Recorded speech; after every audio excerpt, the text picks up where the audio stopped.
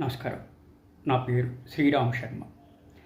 గౌరవ Andhra Pradesh high court justice Mallikarjunarao గారు section 41 సిపిసిని అనుసరించి యాంటిసిపేటరీ బెయిల్ అప్లై చేసుకోవచ్చు అని ఒక తీర్పులో చెప్పారు. గతంలో ఇదే విషయాన్ని గౌరవ కర్ణాటక హైకోర్టు కూడా ఇటువంటి యాంటిసిపేటరీ బెయిల్ గ్రాంట్ చేయడం జరిగింది. సెక్షన్ 41 నోటీస్ ఇవ్వంగానే అరెస్ట్ కానియకుండా ఆ సందర్భంగా ఆ హైకోర్టులో యాంటిసిపేటరీ బెయిల్ అప్లై చేయడానికి అవకాశాలు ఉన్నాయి. అసలు సెక్షన్ 41 సిఆర్పిసి ఏం చెప్తుంది? పోలీసులు వారెంట్ లేకుండా అరెస్ట్ ఎలా చేయాలో చెప్తుంది. సెక్షన్ 41 సిఆర్పిసిని అనుసరించి పోలీసులు ఏ వ్యక్తినైనా సరే అరెస్ట్ చేయదలుచుకుంటే ముందుగా కోర్టు నుంచి అనుమతులు తీసుకోవాలి. ఇదే విషయాన్ని గౌరవ ఆంధ్రప్రదేశ్ హైకోర్టు కూడా ఇలాగే తీర్పిచ్చింది.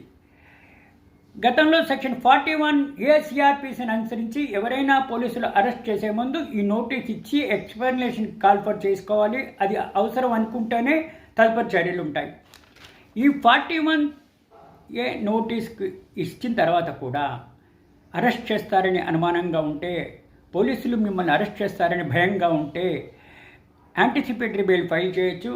ఆంధ్రప్రదేశ్ హైకోర్టు తీర్పును అనుసరించి గతంలో కర్ణాటక హైకోర్టు కూడా ఇటువంటి తీర్పు అనుసరం ఇచ్చింది. అంటే ఈ తీర్పు ద్వారా మనకి తెలిసేది ఏంటి?